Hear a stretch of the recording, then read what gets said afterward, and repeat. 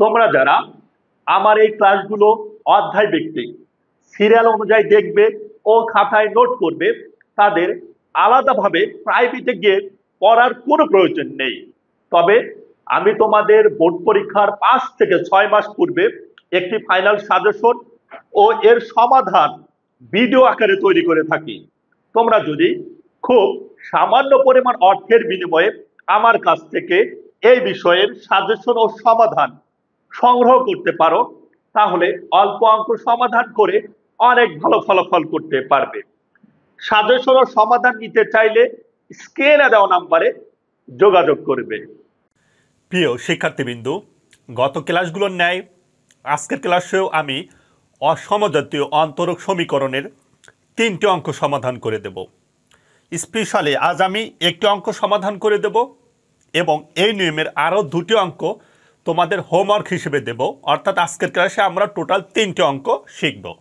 তোমরা প্রথম অঙ্কটি লক্ষ্য করো। প্রশ্ন 1, 3 dy ভাগ dt প্লাস 6y সমান 5 অন্তরক সমীকরণটির কমপ্লিমেন্টারি ফাংশন, যাকে বলা হয় ওয়াইসি, পূর্বে আমি শিখিয়েছি, এবং পার্টিকুলার ইন্টিগ্রাল, যাকে বলা হয় ওয়াইপি বা ওয়াইআই বের করো। যদি ওয়াই নট সমান 5 হয় তবে নির্দিষ্ট সমাধান বের করো। ওকে, আমরা সমাধান দিয়ে শুরুতে লিখব দেওয়া আছে। ওকে, তোমরা দেওয়া আছে দিয়ে উঠিয়ে নিও। আমি মানগুলো দিয়ে দিলাম, আমাদের দেওয়া ছিল এইগুলো। ওকে,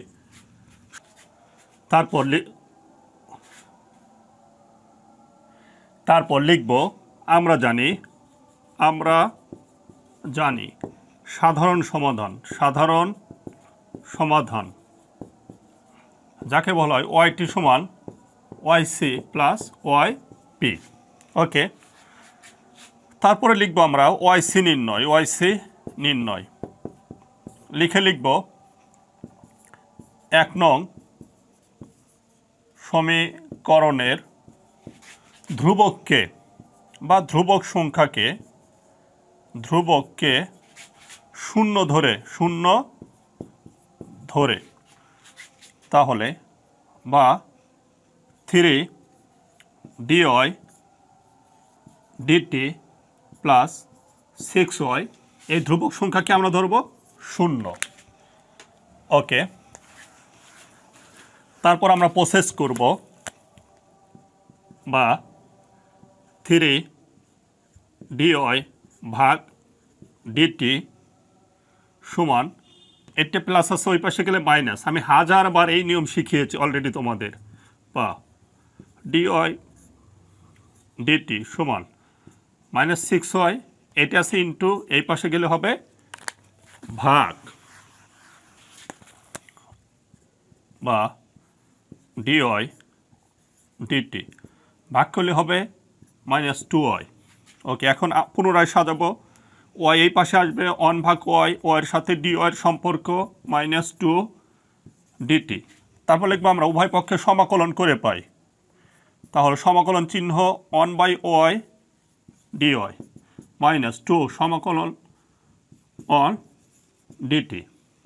ওকে, আমি পাশে লিখলাম 1 বাই ওয়াইয়ের সমাকলন হলো লন ওয়াই অথবা লগ ওয়াই মাইনাস 2 1 সমাকলন টি কাজ শেষ হলে সি, বা লনের বিপরীত সূচক অর্থাৎ ই মাইনাস 2t প্লাস সি, বা ওয়াই সমান ইর উপরে মাইনাস 2t ইন্টু ইর উপরে সি। আর ইর উপরে সি মানে কি যেন লেখা যায়, এ লেখা যায়। অতএব ওয়াই সি সমান এ ইর উপরে মাইনাস 2t। এ হলো একটি অ্যান্সার। প্রথমে বলা হয়েছিল কমপ্লিমেন্টারি ফাংশন বের করো, আর আমরা জানি ওয়াইসি মানেই কমপ্লিমেন্টারি ফাংশন। ওকে, একটির অ্যান্সার হয়ে গিয়েছে। এখন আমরা ওয়াইপি মানে পার্টিকুলার ইন্টিগ্রাল বের করব, ওয়াইপি নির্ণয়। ওকে, আমরা লিখব 1 নং সমীকরণের ওয়াই কে স্থির ধরে, ওয়াইকে স্থির ধরে বলতে এটি যেমন আছে তেমনই পাশেরটি 0 হয়ে যাবে, অর্থাৎ 0 প্লাস 6y সমান 5। বা 6y সমান 5 বা y সমান 5/6 অতএব YP সমান আমাদের 5/6 0.83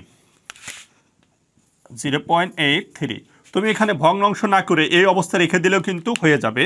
আরেকটি বলা হয়েছিল পার্টিকুলার ইন্টিগ্রাল নির্ণয়, তাই এখানে একটি অ্যান্সার, যেহেতু আলাদাভাবে চেয়েছে তাই আমাদের অ্যান্সারটি শুধু লিখে দিতে হবে। তারপরে সাধারণ সমাধানের পুনরায় সূত্র লিখব। অতএব ওয়াইটি সমান ওয়াইসি প্লাস ওয়াই পি। তাহলে ওয়াইসি এ ই মাইনাস 2t আর এটি বের হলো 0.83। ওকে, এটি আমরা সমীকরণ দিলাম, এটি দিলাম হলো আমরা 2। এর আগে তো একটি সমীকরণ দিয়েছি আর তো দেইনি, তাই এটি হলো 2। ওকে, এখন আমরা এর মান বসিয়ে দেব। এর মান বসিয়ে দিলে আমাদের নির্দিষ্ট সমাধান হয়ে যাবে। তাই লিখব যে টি সমান 0 হলে দেখো ওয়াইটি সমান y0 আর y0 মান কত দেওয়া আছে 5 দেওয়া আছে।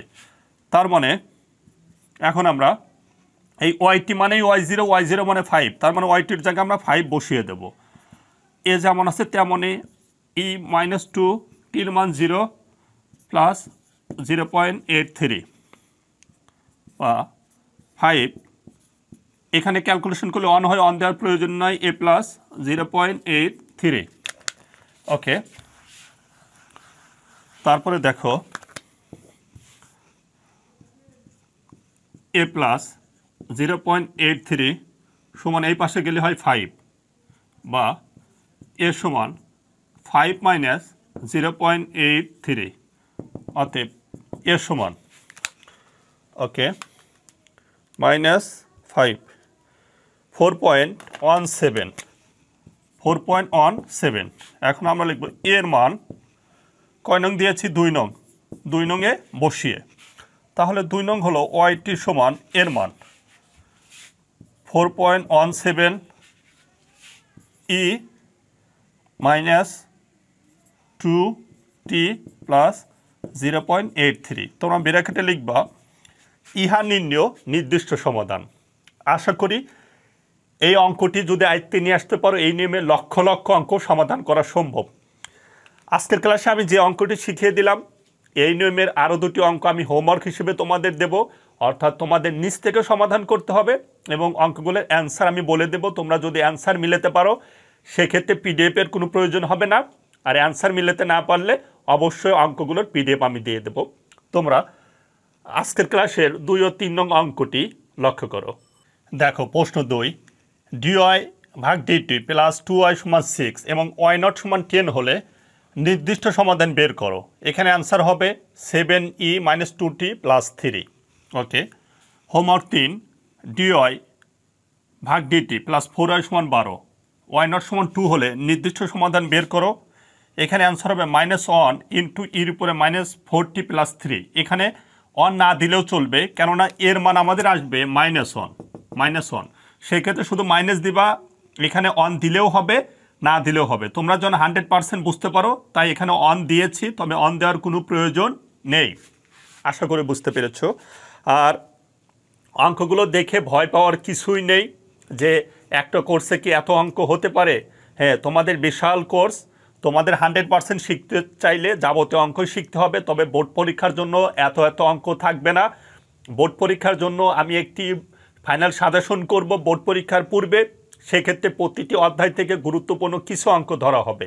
তবে শেখার ক্ষেত্রে তোমাদেরকে 100% শিখতে হবে। বিশেষ করে তোমরা যারা A+ মার্ক তুলতে চাও তাদেরকে 100% নিয়ম শিখতে হবে।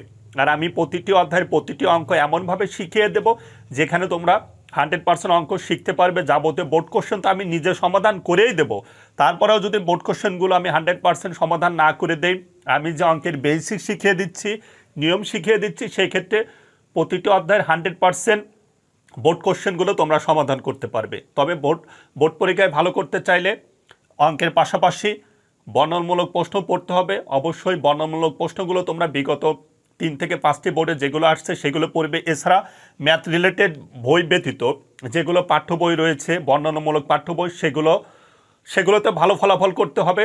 আর বিগত 3 থেকে 5টি বোর্ডে যে প্রশ্নগুলো এসেছে বর্ণনামূলক প্রশ্নগুলো সেইগুলো পড়বে, অর্থাৎ অন্য অন্য পাঠ্য বইয়ের বর্ণনামূলক প্রশ্নগুলো। অনেকেই সাজেশনের জন্য স্যারদের কাছে ধর্ণা ধরে বা স্যারদের জন্য ওয়েট করে যে কখন স্যাররা সাজেশন দিবে তারপর আমি শুরু করব। আসলে স্যাররা চাঁদে থেকে সাজেশন করে নিয়ে আসে না, স্যাররা ওই বিগত 3 থেকে 5টি বোর্ডে যে প্রশ্নটি একাধিকবার এসেছে সেই প্রশ্নটি সাজেশন হিসেবে ধরবে। তাই আমি বলবো স্যারদের কথা চিন্তা না করে নিজের সাজেশন নিজেই তৈরি করো। আর আমি তো সাজেশন তৈরি করা শিখিয়েই দিচ্ছি। মনে রাখবে বিগত 3 থেকে 5টি বোর্ডে যে প্রশ্ন বা যে অঙ্কগুলো এসেছে তোমাদের সময় যদি সেই অঙ্কগুলো না আসে সেক্ষেত্রে কোটি কোটি লক্ষ লক্ষ অঙ্ক বা প্রশ্ন পড়েও তোমরা কমন পাবে না।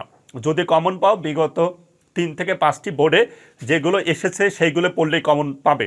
আর বিগত 3 থেকে 5টি বোর্ডের প্রশ্নগুলো পড়লে যদি তোমরা তোমাদের বোর্ড পরীক্ষায় একটি প্রশ্ন যদি কমন না পড়ে সেক্ষেত্রে অবশ্যই লিখতে পারবে।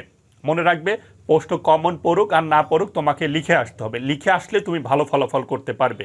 তাই অঙ্কের পাশাপাশি অন্যান্য সাবজেক্টে ভালো করতে চাইলে অবশ্যই তোমাদেরকে এখন থেকে বিগত 3 থেকে 5টি বোর্ডের প্রশ্নগুলো পড়তে হবে। ভালো থাকবে, পরবর্তী ক্লাসগুলোতে আবারও দেখা হবে।